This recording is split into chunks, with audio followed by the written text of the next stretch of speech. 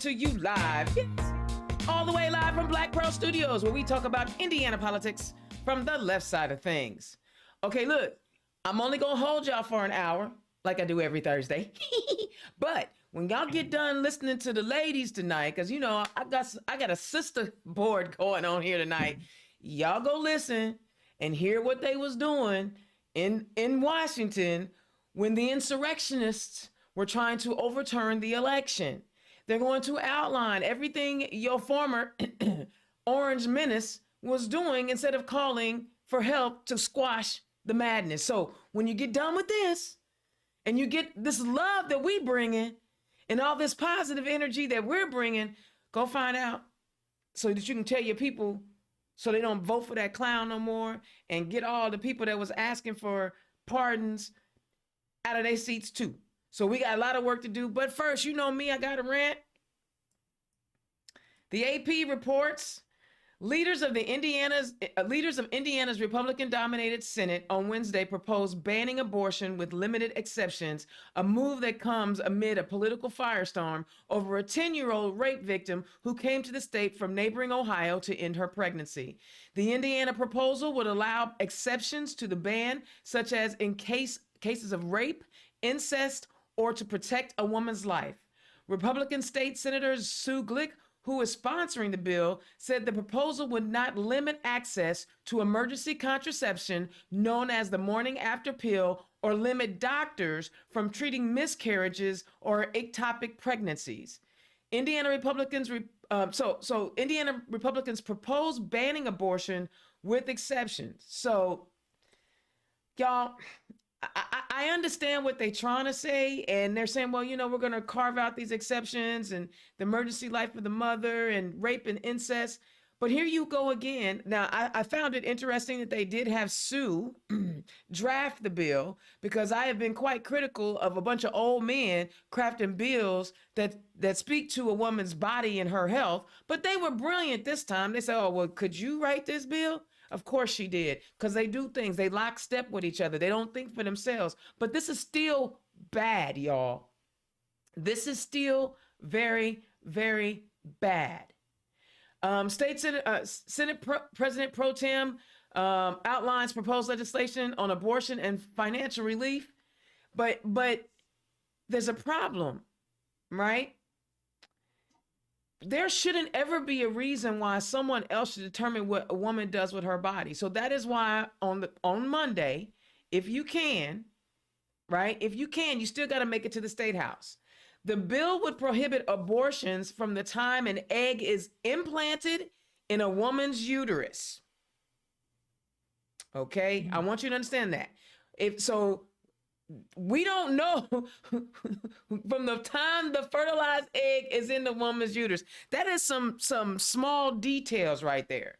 Planned Parenthood Indiana affiliate criticized the bill, saying in a news release that a complete ban on abortion is on its way to Indiana.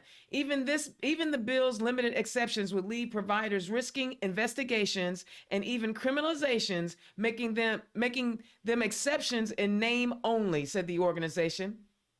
The proposal was unveiled Wednesday, faces at least a couple of weeks of debate. Republican House Speaker Todd Houston didn't endorse the bill, saying in a statement, "Our caucus will take time to review and consider the details of the Senate bill and continue to listen to thoughts and input from constituents across the state." Well, we know that particular statement sounds good, but homeboy ain't really been listening to the constituents, so why would he start now? Now all of a sudden he wants to hear what we have to say? And honestly, if it's not your body, don't worry about it. If you don't want to have an abortion, you don't like abortions, don't have one. It's really that simple. I just don't understand why people are so concerned about what a woman does with her body, but they won't do anything about those people who are running around with AR-15 shooting up other people. I thought they was pro-life. No, they're pro-birth. July 1st, open carry in Indiana. And I know y'all want to tell me about the Good Samaritan down in Greenwood at the Greenwood Mall who shot and killed someone who was trying to cause mass confusion and mass havoc. Yes, thank goodness he's a good shot. Thank goodness he had the fortitude to do what was right and save people. Yes, he is a hero. However, how many people have actually taken the proper gun training? How many people have actually done all the work to understand gun safety, to be in a mall, which he wasn't actually supposed to be in a mall with a firearm, to be clear. So we're going to look over the fact that he broke the law, but he saved some lives. And again, I'm not trying to hate on him because he saved lives, but we won't look at new gun regulation to protect people from people obtaining really harmful and military style guns legally, but we're going to crawl all the way up into a woman's uterus and tell her what she can and can't do with her body. We got to work on this. So I'll see y'all at the State House on the 25th. Yes, I'll be there. The Indiana State Republicans are proposing a bill for the upcoming special session that will throw out Governor Holcomb's proposed $225 taxpayer refund and instead offer Hoosiers a 6-month suspension on sales tax on residential utilities. This suspension would include the 7% sales tax on electricity, water, gas, internet, and phone bills. We have had ongoing discussions about what is the best way to provide relief to Hoosiers in this environment of high inflation, said Senate bill author Travis Holdman of Markle. By suspending the 7% sales tax on residential utilities, we can provide relief to nearly every Hoosier, with an estimated statewide savings of $260 million. This concept would benefit more people than the proposed taxpayer refund, and all of those savings would go to Indiana households. The proposal to do away with the proposed $225 inflation relief check to Hoosiers comes just one day after Holcomb urged lawmakers to act quickly in getting financial relief to Hoosiers. While many Hoosiers are still waiting for their $125 automatic taxpayer refund, Holcomb proposed agreeing to his second check of $225 by August. Now, see, I think this is again where I have an issue. Like, yes, who couldn't, use some help on their utilities? Absolutely. Absolutely. People can always use help on their utilities. But why are you telling me how to get my money back and how I'm supposed to use it? If you give me the $225, I might need that for milk for my children. I might need that for gas since you raised the gas tax price, the gas tax in Indiana on July 1st. I may need that for daycare. I may need that for whatever I need it for. But Republicans, again, want to dictate to you how you get your money. I prefer Governor Holcomb's plan of just giving everybody their check. Give them a check, and then you can decide for yourself what you want to do with it. But these people feel like they know better what to do with your money than what you know what to do with it. Listen, y'all, this is all connected. They're going to tell you what to do with your body. They want to tell teachers what to teach in schools. They want to tell you what to do with your tax money that you get back. That is why it is imperative that each and every one of you find a statewide candidate, find a House and Senate candidate in the State House, find some county candidates that you can support that have the same value systems that you do. For some reason, the people in the State House who don't know a woman's anatomy feel like they're smarter than every other constituent in the state, and they should be telling us how best to use our tax relief funds. That actually kind of ticked me off a little bit. I am not gonna lie. How you gonna tell me what to do with it? No, give me my money. But you know what? That's how they do. They really don't care what you think. So when Todd Houston says he's going to listen to constituents, no, he's not. He doesn't care. He's going to do what the people who fund his campaign tell him to do. That's what he's going to do. He don't care about what you're talking about. And all of these people writing all these anti-abortion bills, doggone it, get out of a woman's uterus. We are not going back. And ladies, if you can, everybody, man, hey, fellas, show up. Because, maternal mortality rate in Indiana is super high, especially among Black women. And if a woman can be saved with an abortion, don't you want to be there to hold her hand when that's happening? So why don't we work on these things? But this is what's happening in our state. We got people who ain't focused on the right things. And if they knew how to govern, they would do it right, but they don't. All right, that's my rant. And listen, You know, we have an opportunity to do some amazing things in our state. We have 3 women on our statewide candidate: Destiny Wells, Danae Brooks, and Jessica McClellan. These women are ready to rock and roll. Let's get some leadership in that state house. But tonight, I am so excited that I have 2 sisters that are running for office. They're running at the county level. You guys need to find these folks and support them. And if you like anything they're talking about, their donation buttons, they're not on Act Blue, but I'm going to get them there. We're going to get them there. Their donation links are there. So if you like what they're talking about, please, please, please, please support these women, because having women on our ballot, having women who represent in our communities, especially women of color, Black women in particular, we need to support them. So first up, she's already an elected official down in Evansville. She is running for re-election for the Vanderburgh County Council, District 3. Y'all give it up for my first guest, Stephanie Terry. Stephanie, welcome to the show.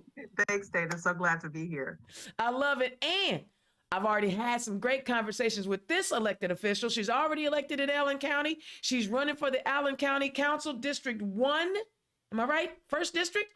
Y'all give it up for my friend, Miss Paulette Nellems. Paulette, welcome to the show. Thank you for having me, Dana. Oh, you cool. Okay, I gotta. She cool. All right, I'm a little hype. She brought me down. Thank you for having. I love that. That was cool. So, ladies, how have y'all been doing? I know that there's a lot going on, and we are all focused in on what's happening at the State House on the 25th. But what's happening in your neck of the woods that you are most concerned with, or do you want to talk about either the abortion, the taxes, or the Orange Menace? Holla at me real quick, Miss Stephanie. Well, I think, one of the things that I'm most interested in and have my eye really focused on is the use of the American Rescue dollars in our community. To the county alone, I think we received nearly about $35 million. And so we have a huge opportunity to do good in the community. We've invested in broadband and roads. And so now that we're going to be looking at how we will support some nonprofits that were impacted by the pandemic. And then even one other project, that's been in discussion is a jail expansion. And I would say we've been talking about a jail expansion for some years now. But we've not taken any steps, but we're at that point where that's going to occur. But what's really important as a part of that project is a mental health component. We know that mental health it's exploded in ways we couldn't imagine. And so how do we ensure we get people the care that they need instead of incarcerating, putting them in jail, is what I think will be important to reduce overcrowding in our jail. But then hopefully, again, get them the care that they need moving forward. I love it. Miss Paulette, what you concerned about before we get diving into who y'all are? One of the things that I am seriously concerned about in my community, I serve, like you said, I serve on East Allen County School Board, but there is a proposed plan to erect a jail in my community that is probably less than 1,000 feet away from the schools that I represent. I represent those babies. Images are so important. And so I think what moved us so much when we saw the image of this police officer with his knee on George Floyd's neck, for those babies to have to go outside, look and see a jail cat a corner from where they spend their free time, recess, is unacceptable. And so I am pushing for no jail on our watch in our community. And so that is a big issue that's going on in the Southeast quadrant, the area that I will represent. Wow. I mean, now that hurts. Like, you really gonna put a jail that close to a school? Now, I'm gonna be honest with you. They would never put a jail next to a Hamilton County Southeastern or Fishers or Carmel High School. They would never even consider anything like that. They disregard our community so much. That hurts. That hurts. All right. It hurts. So let's get into who you guys are. Those are big topics. If you guys don't know what they're talking about, y'all need to look into them because they're in your communities.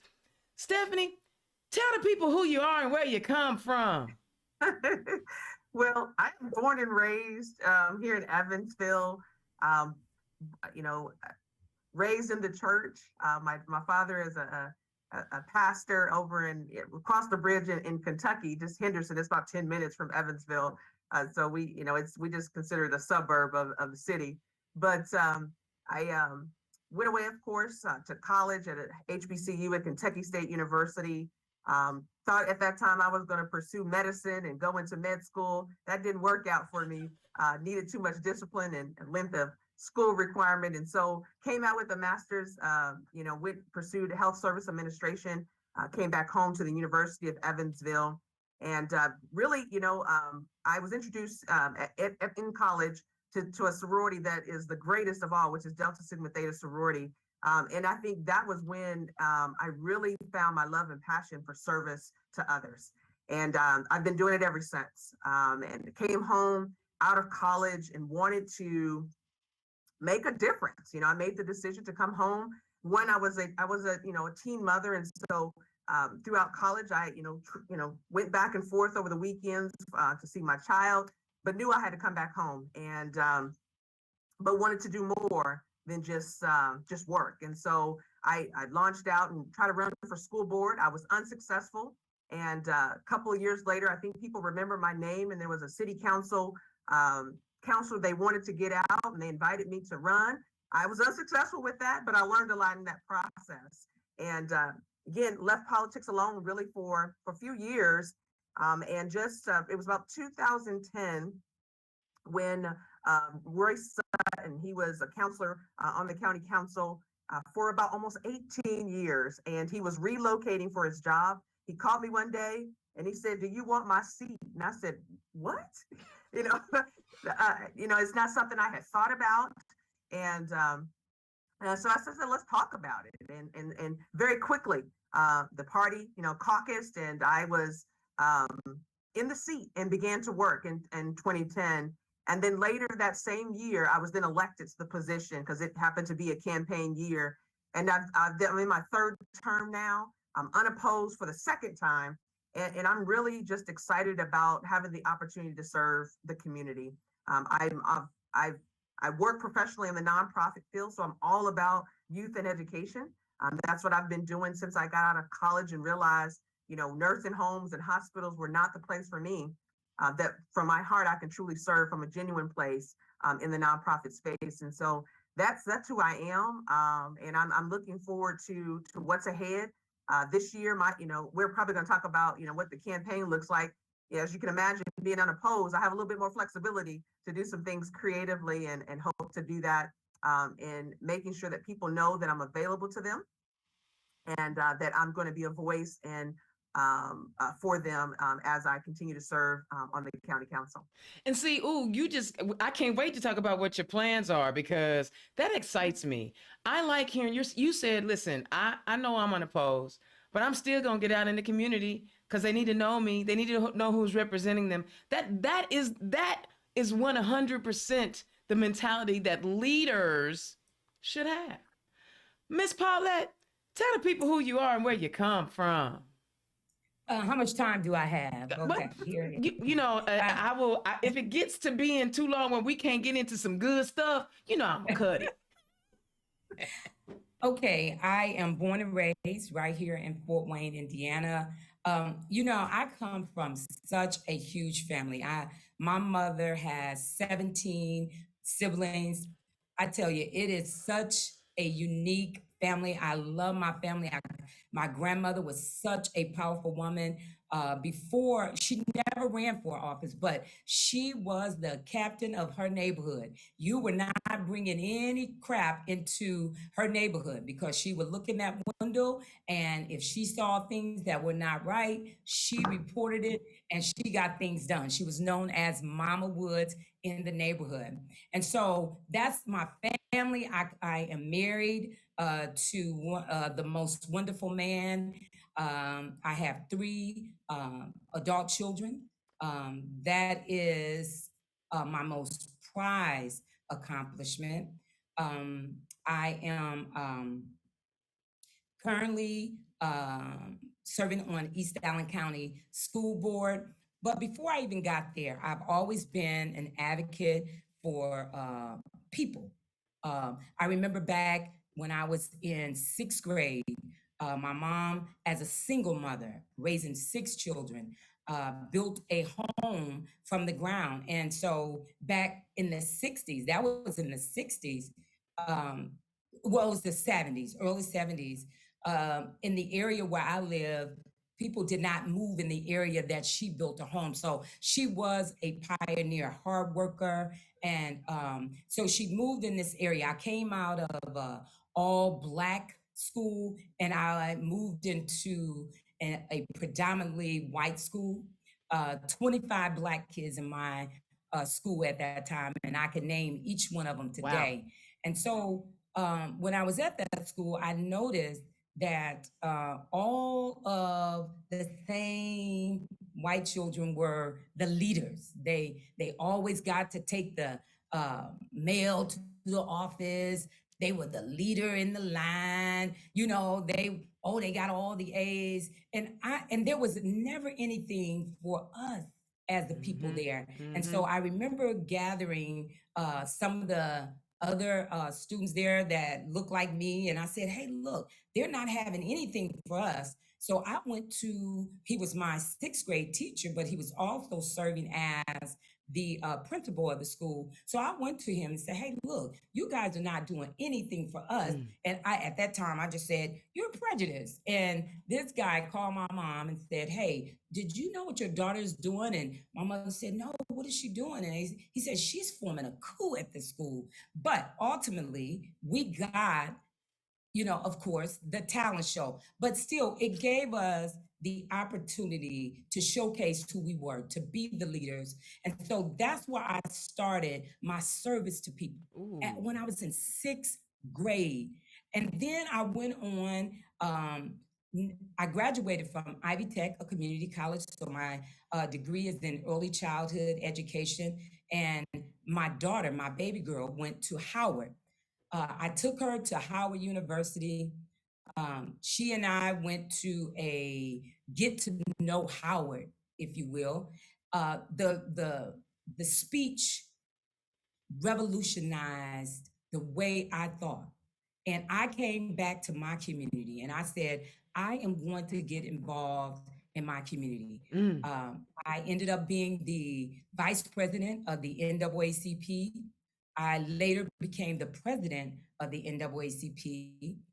After that, I noticed that in my area that I didn't like how our test scores were for our Mm. students where I lived. I lived in that district and I didn't like the test scores. They were talking about closing down our school. And so I got involved, ran for that office, school board, became a school board member. So I'm in my second term, eighth year. And like Sister Stephanie, the current county councilwoman called me up and said, "Hey," invited me to dinner and said, "Listen, when I got there, she said, look, I'm not going to run for this seat again. And I would like for you to run for this seat."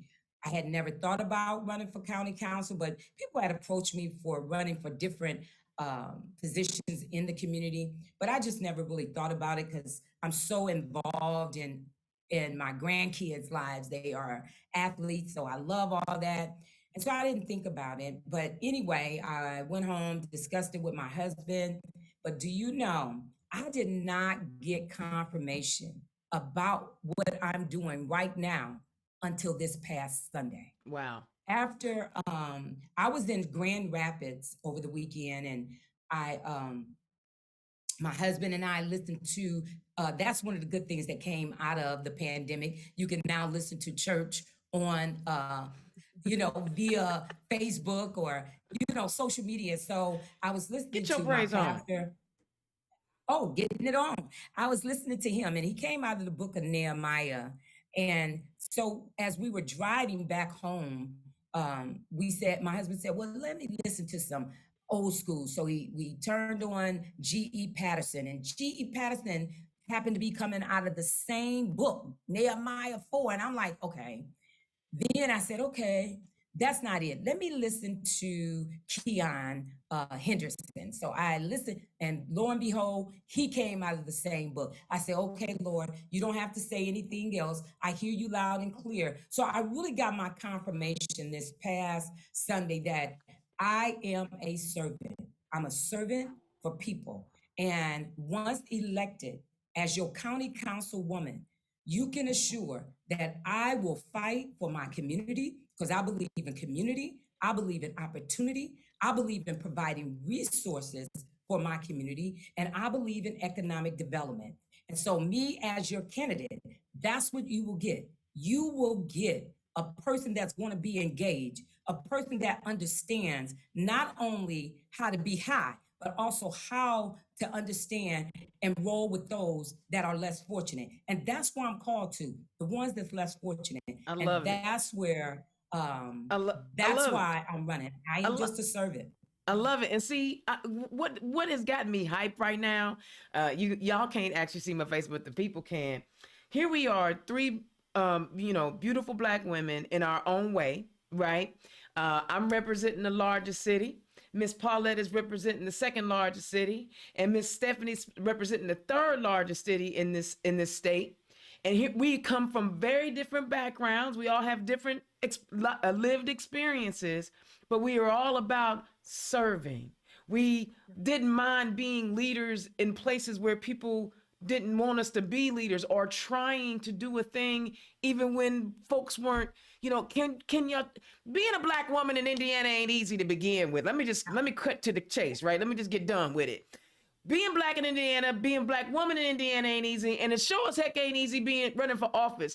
Talk about your experiences in running for office, okay? We'll start with you, Stephanie. And but why would you encourage other Black women to do this? You know, that's a good question.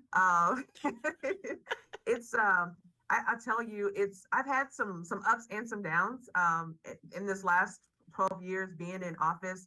But one of the things that I remember very vividly, it was almost like yesterday, when I really 12 years ago when I first ran.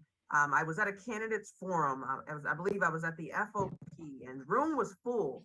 And I finished my presentation, and I came back, and a gentleman in the back of the room said, "You sure did sound good." And I looked because he was being critical of the fact that he was shocked that, number one, I could present myself in the way that I did and so passionately. And that has stuck with me. I think I get constant feedback around that, to the point where I've wavered, and some people now are saying that she's too quiet and passive. But I think it's because of the feedback that I've got along the way. I don't want to appear as the angry Black woman, or because, again, as you can even tell probably right now in my delivery, I have a strong tone of voice. I was raised within a preacher's house, and so I could speak a word if I needed to, and so it comes out very aggressively and many times. And so that's been really a challenge for me, to make sure that I'm able to position myself in a way, to deliver and ask questions in a way that can be received, but then also be meaningful, and a meaningful part of conversations that are happening in our community. I have enjoyed um, serving in this community. We work well, the current county council, while the Democrats are in the minority. I tell you, we really work in partnership on the council. And so it's really great to have that type of relationship in our community, on that particular governmental body, because that's very rare, I would say, in our community, because the city council and others may not function as well as we do on the county council. And the other thing is, initially early out starting, I hated the campaign process, but it really taught me a lot about, number one, staying true to who I am. And I've tried to do that even now, in my elected role, to not deviate and not allow outside forces to change who I am. I'm a servant at heart. I love people. I love young people. I love education. And so those are things I care about the most, and I'm very vocal on those issues when they come before the council. But I tell you, this job is not for the weak. Mm. Let me say that. But you know what, Stephanie, I gotta ask you though, like, don't we have a whole lot of stuff to be angry about? we I mean, we do, I we think, do, you know, we do. and I tell you why I asked that question. Every other person on this planet is allowed to be angry, but Black women. We ain't. Our True. kids are being murdered in the street. We can't be angry. That's And true. and I know what you're talking about though, sis. I really, really do. But it just drives me. The other thing that drives me crazy is that we're not allowed to have emotion. What's wrong with us? Yeah. You know. And I think, but in that, in us, having, that anger or, expressing that, we usually get excused from the table. And so, I've had to sometimes step back and I question, my doing that. But definitely I want to be sure that I'm in the right position to make the most meaningful impact. I hope that I strongly believe that I am serving our community well, and hopefully I will continue to do that. I love it. Miss Paulette, you've gone through the campaign process and all of that. Talk about the significance of representation and having Black women at the table. Oh my. Again, like you stated, we are not supposed to have emotions, and when we do show our emotion, it's looked upon as the angry Black woman. But I don't care about that anymore. I used to. I don't care about that anymore Nope. because there's too much going on, and we must address it. Once I'm elected, I will be the only female on this county council. What? This is a council that is totally Republican. Um, they're all white men, and I am the one of only two women of color, Black women, that's running for elected office, if my memory serves me correctly. But I will be the only woman, and it's so important because we have a different perspective. Again, I just want to say this real quick because my grandson plays basketball, and he's quite a great basketball player, in my opinion. And so, those young men, every team that he's ever played on, the players always look to me as like a mama, And so when we Auntie. go to the table, we bring a different, Mm-hmm. I'm not saying that these men don't care, but we care. We bring that to the table, and it's important that there is a different perspective at that table, that there's a voice.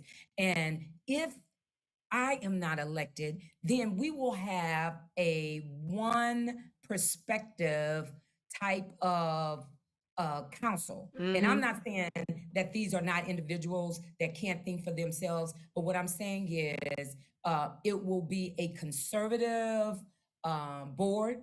And I am a liberal. I am my brother's keeper. And I will make sure that the budget um, um, is allocated to, and the because that's what we do. We make sure we're the physical part of Mm-hmm. government. Mm-hmm. So I will make sure, as your elected official, that every proposal that come before me, that I will look at that and not just vote yes because that's the party line. I won't do that. I'm going to make sure that it's in the best interest of my taxpayers and the community. And so that's why it's important that we have a female voice at the table. And it That needs to be my voice. that is so Yeah. true. And there's so much to do for our communities. And if you don't even recognize what's going on, like I sometimes mess around with the trolls. I probably shouldn't, but it's entertaining. I get joy out of messing with trolls that don't know what they're talking about. And if you remember back in 2020, there was a whole hoobla blah from some folk who kept saying, well, where are the Black leaders speaking out against the violence in the communities? And I sent this person article after article after article about elected leaders and Black elected leaders saying, hey, y'all, let's do things differently, right? He didn't like my response. I said, well, wait a second now. You said they weren't doing anything. I showed you what they were doing, and you don't like that I showed it to you. So my thing is, how, if you haven't been hearing us, we've been begging y'all for 400 years for some things. We've been talking about what we need. We've been talking about what we need for our community, and you ain't heard us. How is it now all of a sudden these people are Black people whisperers? They know what we need in our communities now. They don't know. So that's why it's so important that we are there and we are representing people that they are not familiar with. In many cases, they haven't even spent any time with them. You know, and running for office is not easy. And being an elected official is not easy. So when you are out here and campaigning, you're talking to your constituents. Miss Paulette, I'm gonna start with you this time. Tell us what you've been hearing from your constituents. What are they most concerned with? Well, right now, the big problem is the jail.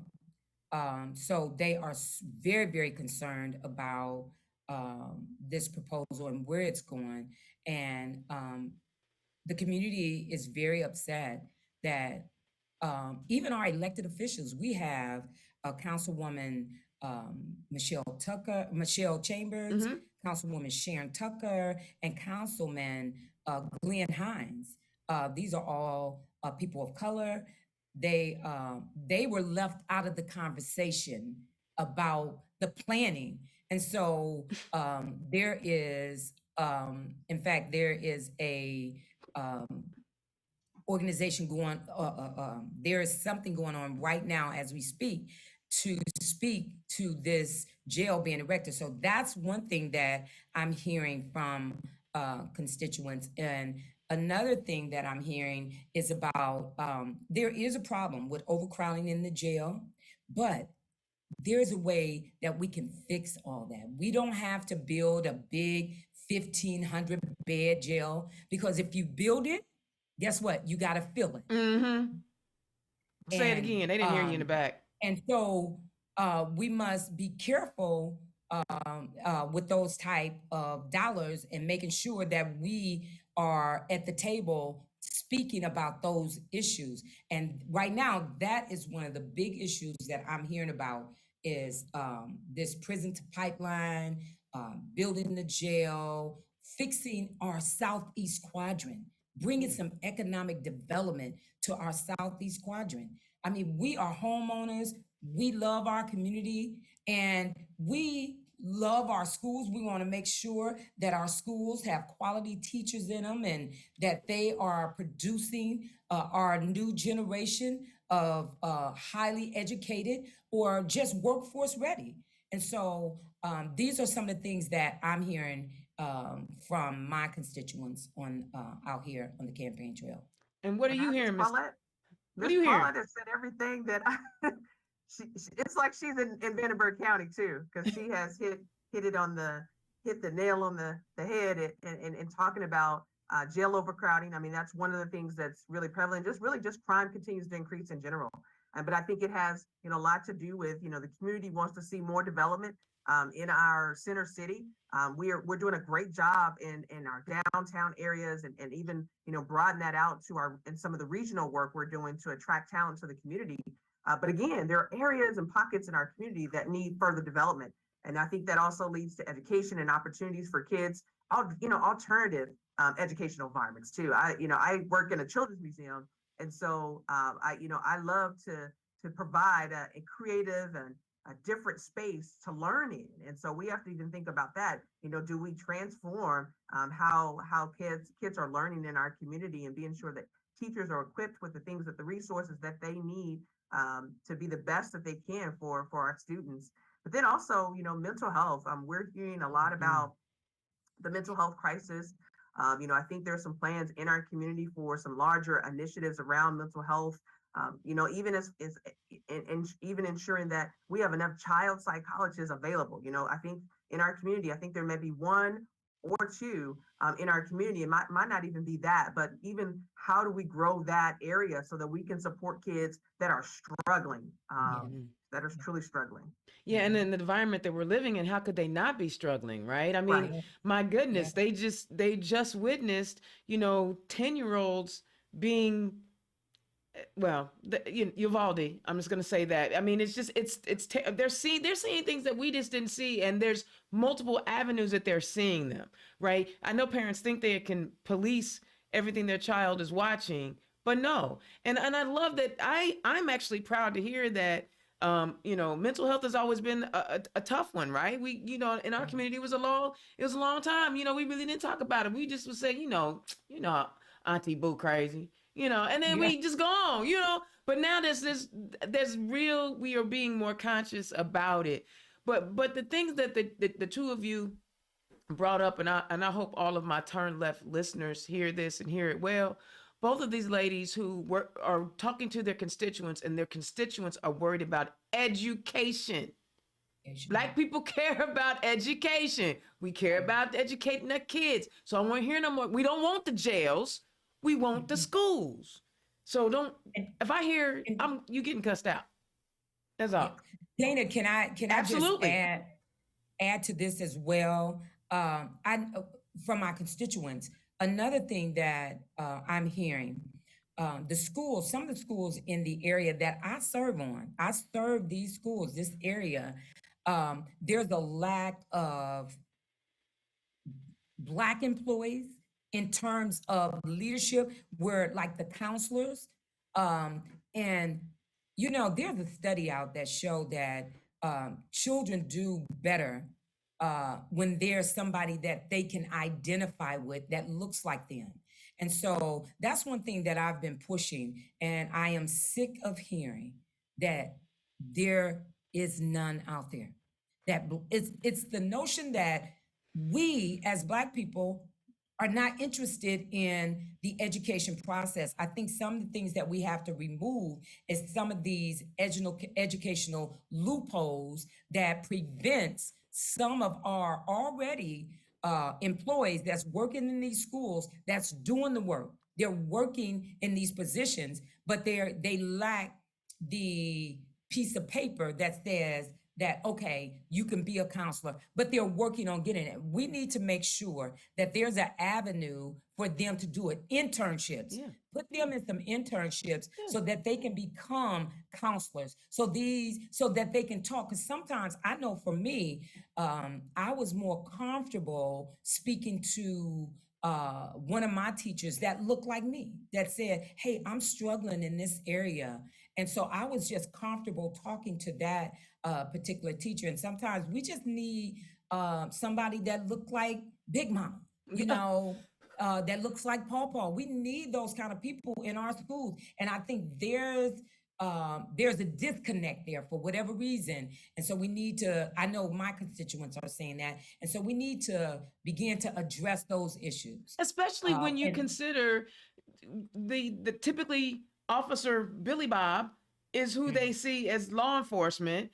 Yes. And Teacher Karen is often being, clutching her purse or trying to tell people, they're doing things negatively to put negative images of white folk into these Black students, so it becomes fear versus, an opportunity to grow and learn humans as human, right? I mean, come on now, we all had to go through our moment of like, so if I cut you gonna bleed if the same way I get cut, because it takes us a while to realize, for some of us, that they ain't no better than we are, but if you don't put real images of Black and brown people in black and brown spaces, we don't see ourselves, and we can't imagine what we can be. Come on, Stephanie, come on in. That's a good conversation.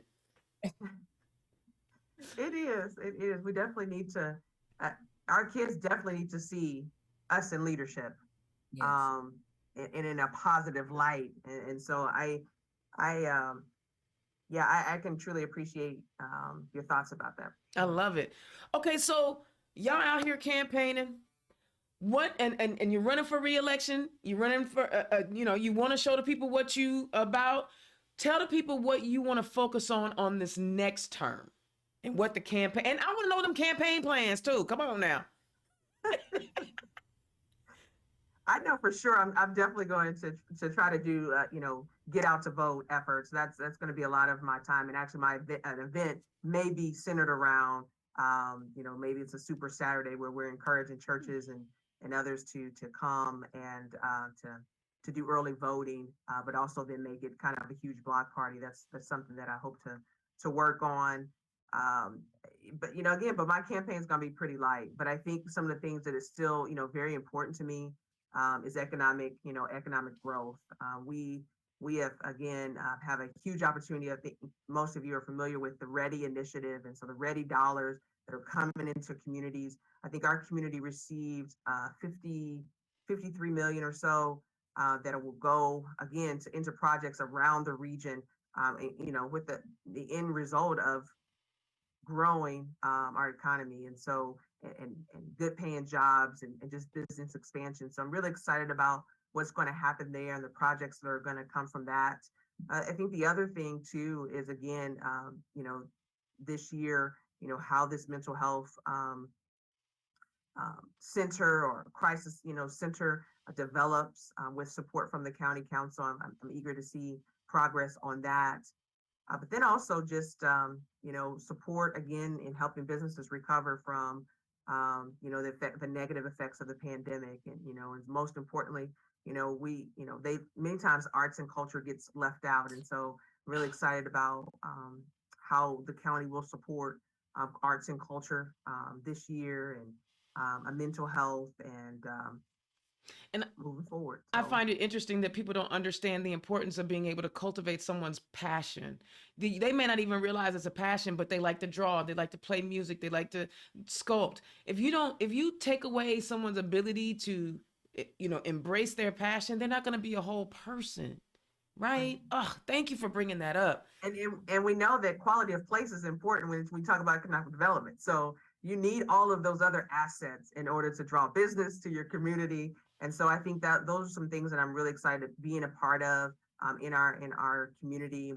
I guess it's been a year or so.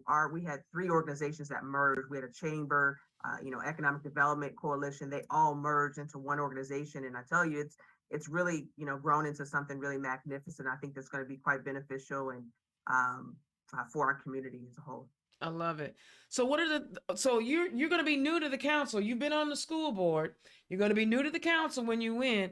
What are you telling your constituents that you want to work on when you become elected official? I think Stephanie and I really both, we are echoing the same things. What I'm really focused on, what I've always focused on is community. Mm. And that's what I am telling my constituents that, communities change I know when I grew up in a community where everyone knew each other and they embraced and they took care of us, and no matter what, they just took care of us. And so I plan to have a community type healing service. Okay. Yeah, but I'm going to also use this service to mobilize, because we've already got to register them to vote. But now, how do we get them to the poll? I think 13% of voters in Fort Wayne and came out to vote in the primaries, and so we have to change that. And so I want to focus on mobilizing, getting them to the polls. How do we do that? Making sure that they are registered to vote. But the pandemic has, like Stephanie said, this mental illness, we have to address that because we have not healed. And so there was a lot that went on during this last presidency.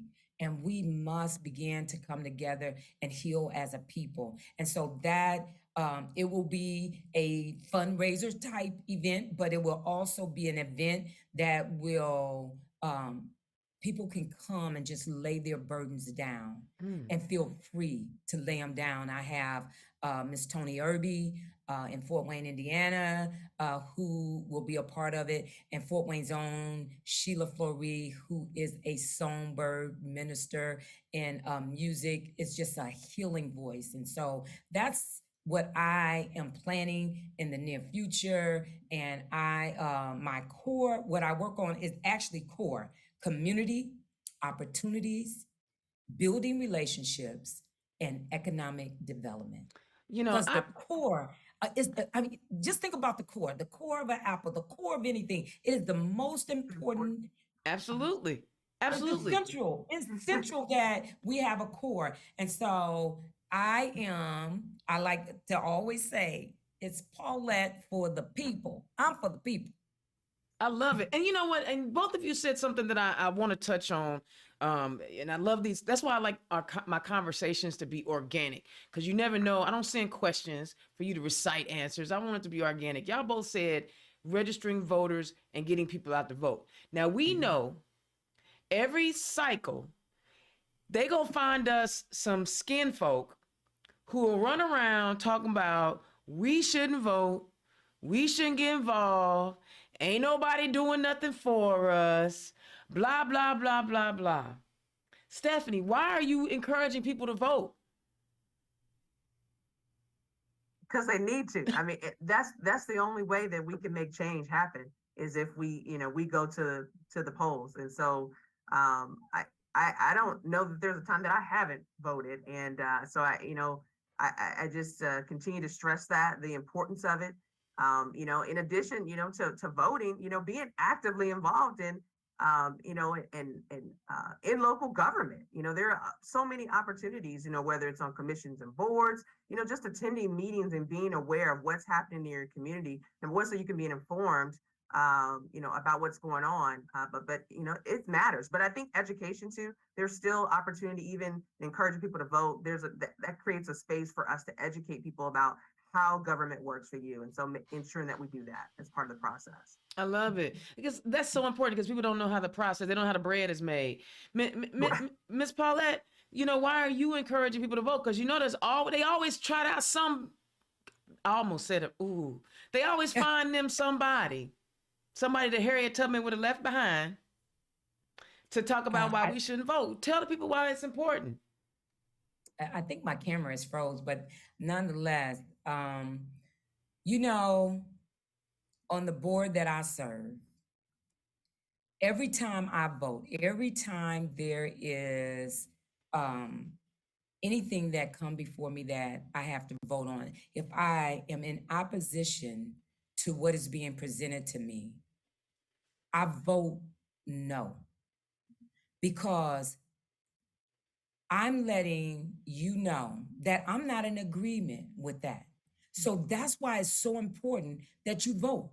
Because when you vote, you're saying, this is the candidate that I want. Whether that candidate wins or not, you still voiced your thoughts and your opinion, and that's your right. You have a right. Too many people died for a right to vote. And that's why I'm telling people, go out and vote. Don't just say my vote don't matter. Yes, it does matter, because you got up and you made the choice to say, I'm going to go in and I'm going to pull that lever for Paulette Nellems, because she's for the people. And so, that makes a difference. And I'm encouraging them, go to the polls, vote your conscience. That way, right now, the issue of women and their bodies, you get to be a part of that process. Say, don't touch my body. I have a right. So you get to be a part of that. And that's why it's so important that you go out and voice what you feel and what you stand on. I love it. And that's what I tell them. I- It's important that you speak up. Let me say this. One of the questions that you asked Stephanie was, what are some of the obstacles that you have encountered, on the campaign trail? When I was running for NAACP president, I had a gentleman tell me, you're a rebel. And you know what? It's okay to be a rebel. You got to have a cause, and I have a cause. So, and then even me being on school board, running for school board, I ran against a 14-year incumbent and beat him.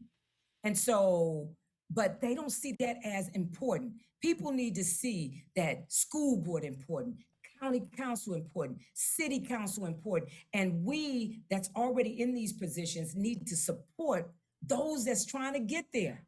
That's one of the obstacles that I see that I've ran into. So vote. Yeah, and donate to these candidates. Their Donate. links are there. You know, I mean, unfortunately, campaigns cost money. And again, don't talk about you down with us, but then don't give us the tangible support that we need. And even though Miss Terry don't have an opponent, I bet because she's a servant, if one of the candidates in Evansville down in Vanderburgh, who needs a little help, may need a little extra, I imagine she might actually send them a little cash. So if you donate to her, she can donate it to somebody else. We got to support these Black women, not with just words, but we've got to give them some money too. So please donate to these ladies so they can run their campaign as efficiently and as effectively as everyone else around the state. And I'm so down for that. This has been so wonderful. Y'all, our hours up already. I knew it was, man, it's so wonderful. Okay, so Miss Stephanie, I'm gonna calm down. Tell the people where they can find you.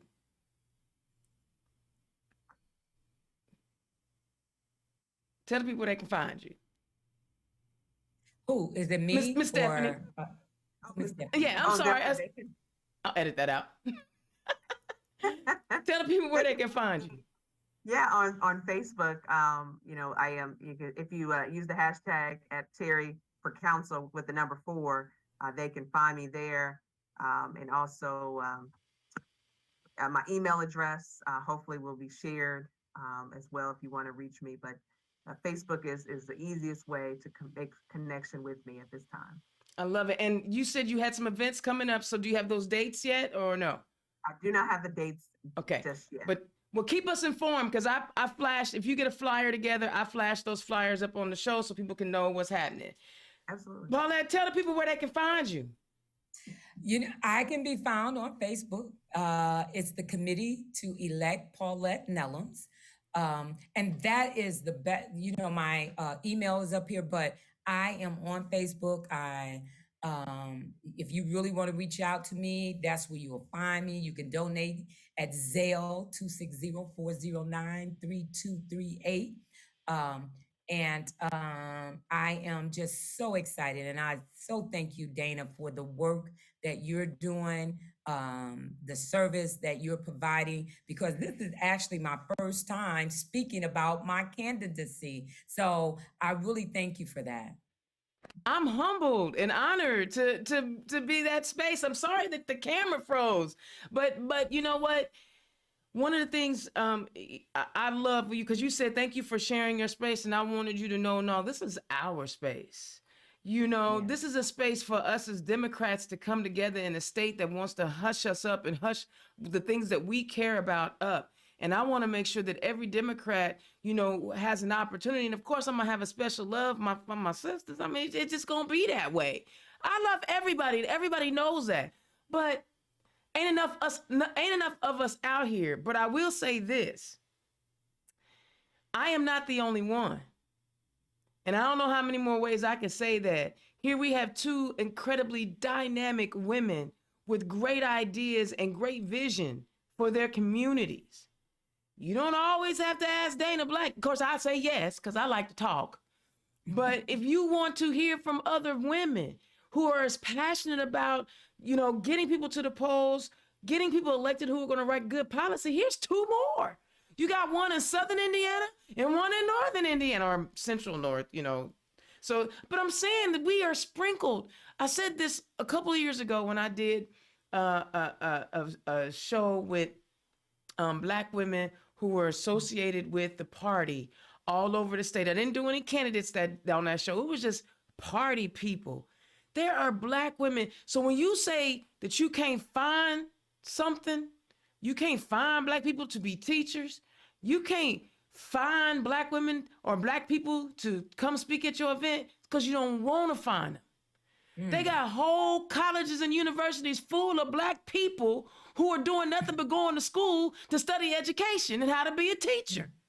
So when you say that you can't find Black teachers, you ain't looking for none and you don't want none. And we gotta have diversity of thought. I trust me, no one is happier when I'm asked to speak at an event because I love it. It's my passion. It's what I love to do. But you also need to have diversity of thought. And these women are bringing diversity of thought. There are so many amazing women and women of color, and particularly Black women in our state. I need everyone who believes in what we believe in to also support them. I know I sound like I'm begging, but doggone it, if I gotta do it, I'ma do it. I ain't too proud to beg. All right, y'all, listen, the show's over. It's 7:00. My hours be going by real quick. I love my Kenneth. Thank y'all so much for joining. You guys, I'll see you on Monday at the Capitol building, because I'm gonna be right there fighting for y'all. Because when they the thing is, once they get done coming for women, they coming for my LGBTQ plus community. They coming for Black people. They threw out hints of Brown v. Board of Education. That means they coming for it. They thinking about it. They thinking about it. They thinking about everything but loving. My interracial couples are safe, thanks to Justice Thomas. And I love that, because he wanted to protect his relationship. No, justice for me, but not for thee. So come on out on Monday, find these women, support these women. I'll see y'all. I'm gonna try to get the crowd riled up, and I'll holler at y'all next time. Peace.